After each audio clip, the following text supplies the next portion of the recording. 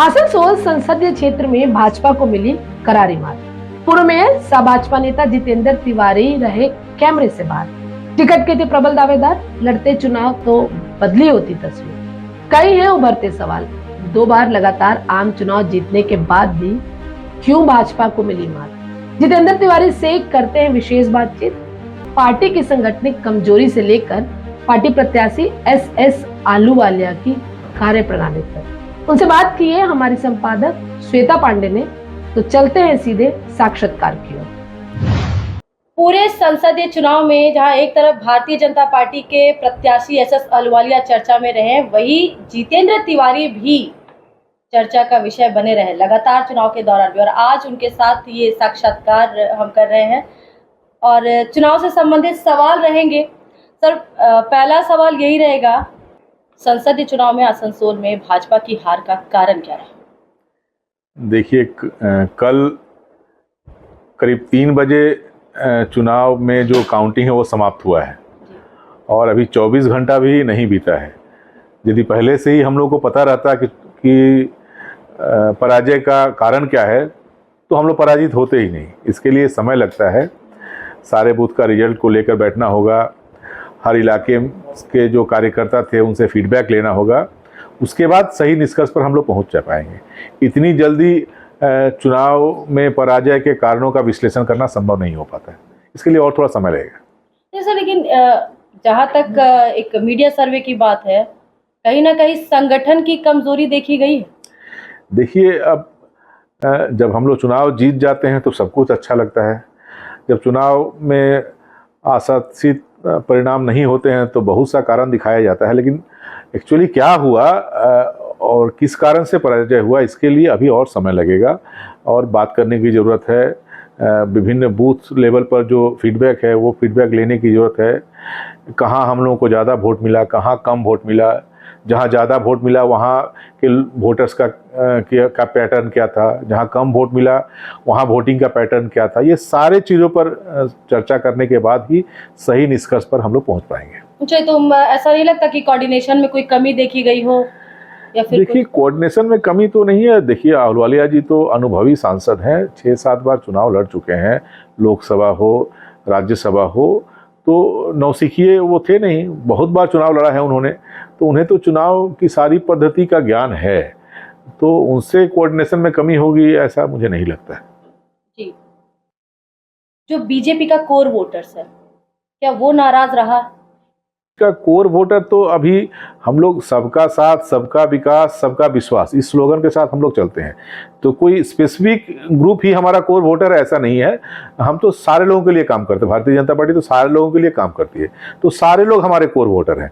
ऐसे अपने देश के नागरिकों में विभाजन करना कि ये हमारे कोर वोटर हैं और ये हमारा शत्रु पक्ष है, ऐसा हम नहीं सोचते हैं। तो इसलिए अलग से कोर वोटर के रूप में हम लोग किसी को नहीं देखते हैं, वोट बैंक के रूप में भी हम लोग किसी को नहीं देखते हैं। हर किसी का सहयोग हम लोग को चाहिए और जो हमें वोट देता है वही हमारा अपना है, जो वोट नहीं देता है वोट के बाद उनको सुविधा देने में वो भी हमारा अपना। देश के हर नागरिक हमारे अपने हैं, तो कोर वोटर बोल के या कोर वोटर के रूप में हम लोग किसी को अलग से चिन्हित नहीं करते। अच्छा, एक आसनसोल के लिए एक अहम सवाल है कि जिस दिन वोटिंग हो रही थी उस दिन पांडेश्वर में क्या कुछ हुआ वो तो सबने देखा, लेकिन कल गिनती के दौरान भी जितेंद्र तिवारी आसनसोल में नजर नहीं आए।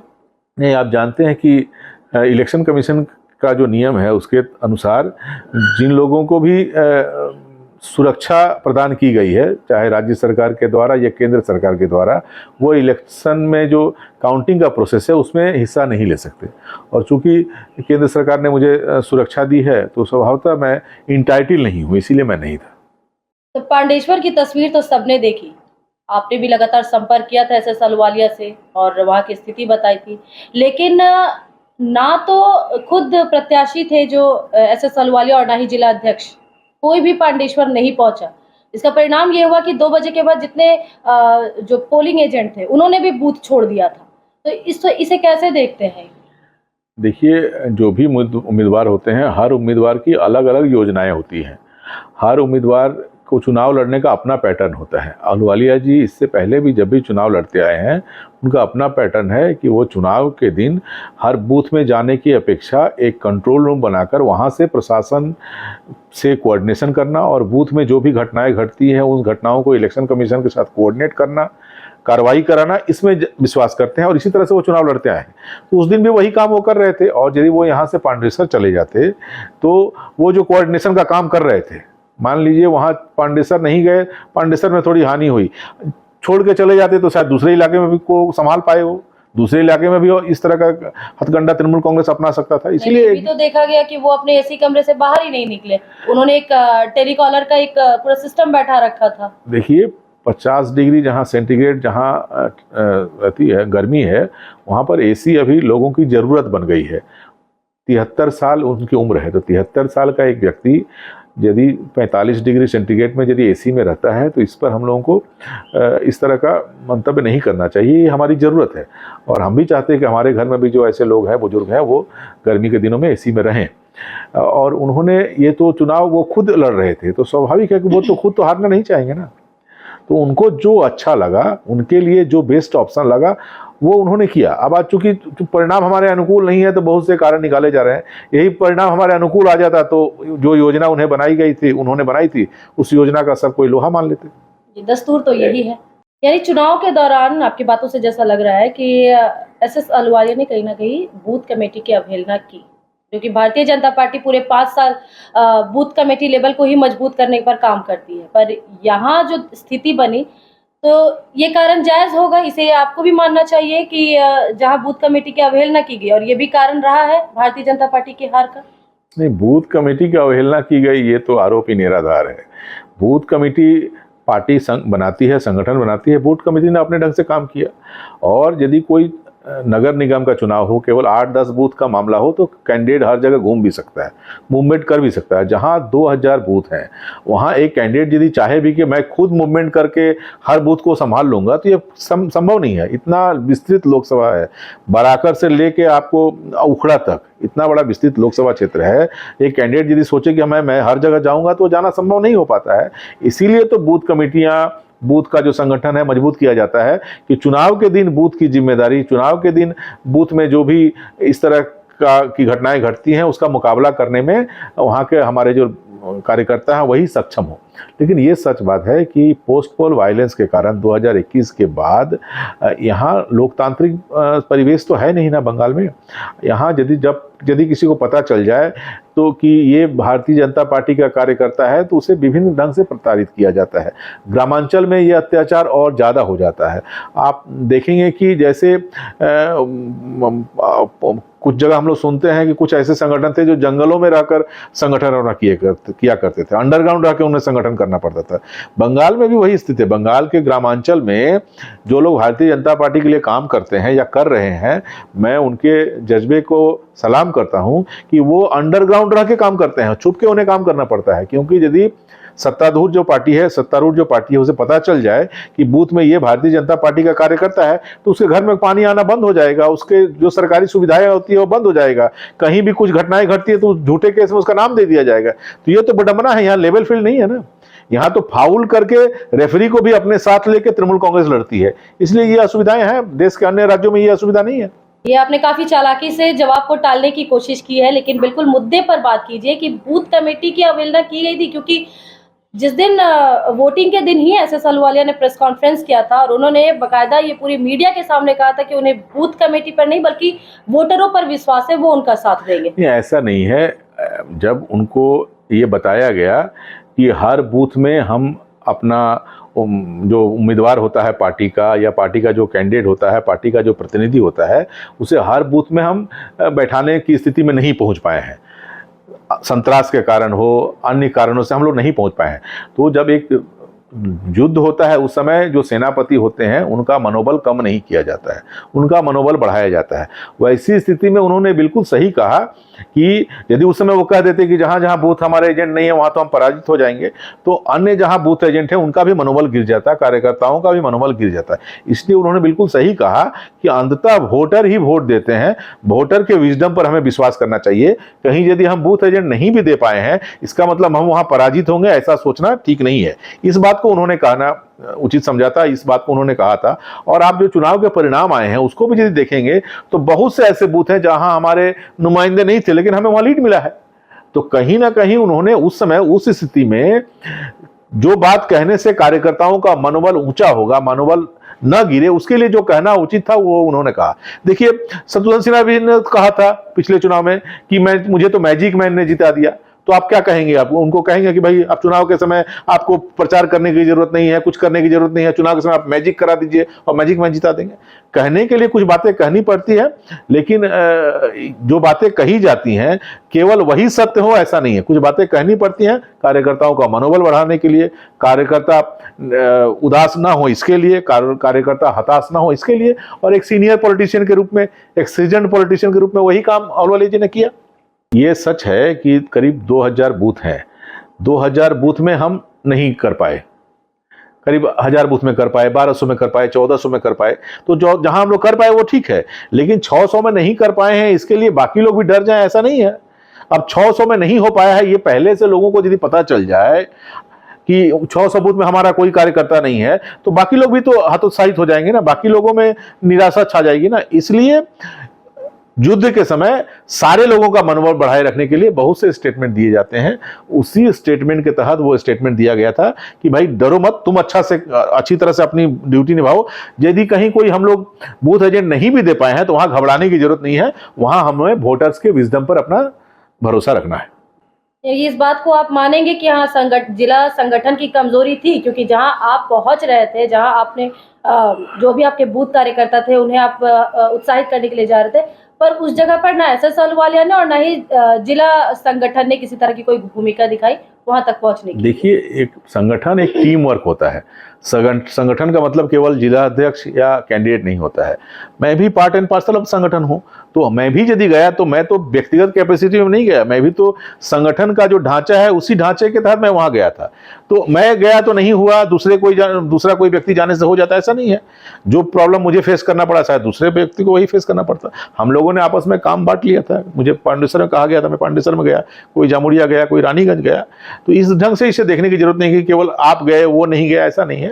काम बांट दिया जाता है, चुनाव के समय काम बांट के काम किया जाता है। इसलिए हर किसी को जिसको जो जिम्मेदारी दी गई थी वो जिम्मेदारी उसने निभाई। हम लोकतांत्रिक जो ढांचा है उसमें विश्वास करते हैं, लेकिन बंगाल में यदि लोकतांत्रिक जो ढांचा है उसे ही ध्वस्त कर दिया जाए तो संगठन बनाने में थोड़ी तकलीफ तो होती है। हम तो यदि तृणमूल कांग्रेस के कार्यकर्ताओं को के हाथों में बम दे दिया जाए, पिस्तौल दे दिया जाए, छुरा दे दिया जाए और कहा जाए कि भाई उसके सामने खड़ा होने लायक भारतीय जनता पार्टी को भी अपना संगठन तैयार करना है, तो हम तो तृणमूल कांग्रेस से लड़ने के लिए अपने बच्चों के हाथ में बम, गोली और छुरा नहीं दे सकते। तृणमूल कांग्रेस यदि एंटी सोशल्स को बूथ में जिम्मेदारी देती है तो उनका काउंटर करने के लिए हम अलग से एंटी सोशल नहीं बना सकते, तैयार भी नहीं कर सकते। चुनाव के परिणाम चाहे कुछ भी हो, 10 चुनाव हारना पड़े हम हारेंगे, लेकिन समाज कि में एक इस तरह का वार्ता माने मैसेज जाए, समाज की हानि हो, समाज में चुनाव में जीतने के लिए गुंडों की संख्या बढ़ाई जाए, कुछ गुंडे उन्होंने तैयार किए, उन्हें काउंटर कर लिए हम भी गुंडा तैयार करें, ऐसा नहीं होगा। चुनाव आते रहेंगे, चुनाव जाते रहेंगे, समाज रहेगा, समाज में रहने वाले लोग रहेंगे। समाज के लोगों की हानि हो, उनके जीवन में कष्ट हो, इसके लिए जो काम करना पड़े वो काम हम कभी नहीं करेंगे। कि हर प्रयोग हर जगह किए जाते हैं, बहुत से फैक्टर होते हैं, केवल संगठन नहीं, बहुत से फैक्टर होते हैं। तो बताइए आप, आसनसोल में तृणमूल कांग्रेस जीत गई, लेकिन जहां तृणमूल कांग्रेस पराजित हुई है वहां जाकर आप क्या पूछेंगे तृणमूल कांग्रेस के लोगों से कि आसनसोल में आप जीत गए तो वही फार्मूला यहां क्यों नहीं प्रयोग किया, यहां क्यों पराजित हो गए। जय पराजय, जीतना हारना, ये तो लोकतंत्र, ब्यूटी ऑफ डेमोक्रेसी है, इसे स्वीकार कर लेना चाहिए। और हर जगह यदि केवल एक फार्मूले से ही चुनाव जीता जाता तो एक फॉर्मूला जिसे पता होता है पूरे भारत के हर सीट में ही वह जीत जाता है, ऐसा नहीं होता है। कहीं कहीं लोग जो होते हैं, जनता होती है, वो बहुत बुद्धिमान होती है, और भारतवर्ष की जनता तो बहुत ज्ञान रखती है, बहुत मैच्योर है।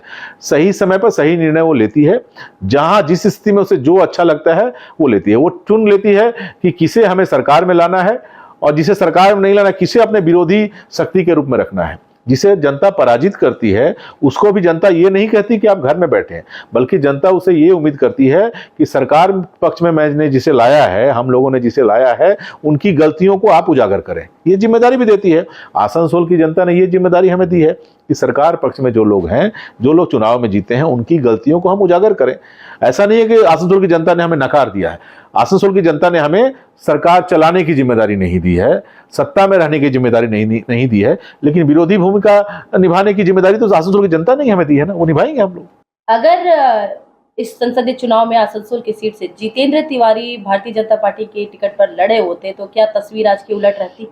नहीं, देखिए, ये तो कहीं ना कहीं मेरे लिए अपमानकर है कि मैं लड़ा होता तो मैं जीत जाता, मैं नहीं लड़ा तो अहलुवालिया जी हार गए। ऐसा क्यों होगा? जितेंद्र तिवारी तो भारतीय जनता पार्टी से बाहर नहीं है। होना तो ये चाहिए कि जितेंद्र तिवारी उम्मीदवार होने से जो मेहनत वो करते, कोई भी उम्मीदवार हो उसके लिए वही मेहनत करनी है, वही मेहनत हम लोगों ने किया।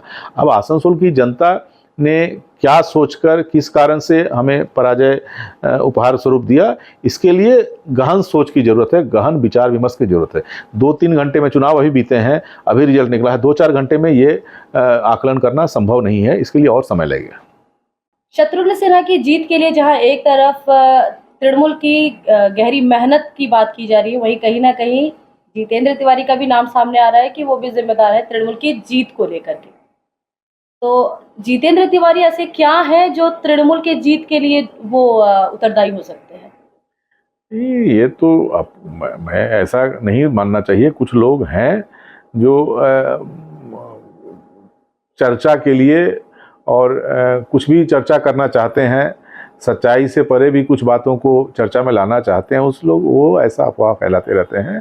मैं पार्टी का प्रतिबद्ध कार्यकर्ता हूं, जैसे हर बूथ लेवल के कार्यकर्ता हैं, उसी तरह मैं भी पार्टी का कार्यकर्ता हूं। पार्टी के लिए हम लोग काम करते हैं, और ये भारतीय जनता पार्टी व्यक्ति विशेष को उतना महत्व नहीं देती है, संगठन दर्शन को लेके ही चलती है। यहाँ अलग से जितेंद्र तिवारी हो या और कोई हो, किसी का अलग से कोई महत्व नहीं है, संगठन ही यहाँ मूल है। आगे की रणनीति क्या रहेगी अब देखिए, रणनीति तो देखिए, अभी तो सरकार हमारी बनने जा रही है। सरकार की जो उपलब्धियां हैं, सरकार की जो योजनाएं हैं, उसे जनता तक पहुंचाना, और जो लोग यहाँ पर हैं, राज्य सरकार जो है, स्थानीय जो गवर्नमेंट है, उनकी नाकामियों को जनता के सामने उजागर करना हर राजनीतिक पार्टी के कार्यकर्ता का यही काम होता है। वो काम हम लोग आने वाले दिनों में करेंगे। विभिन्न मुद्दों पर राजनेताओं से करते रहेंगे यूं ही बातचीत। बने रहें आर्थिक धारा के साथ। अपनी माटी, अपनी थाती ही है हमारी पहचान, जो बनाती है हमें प्रसन्न।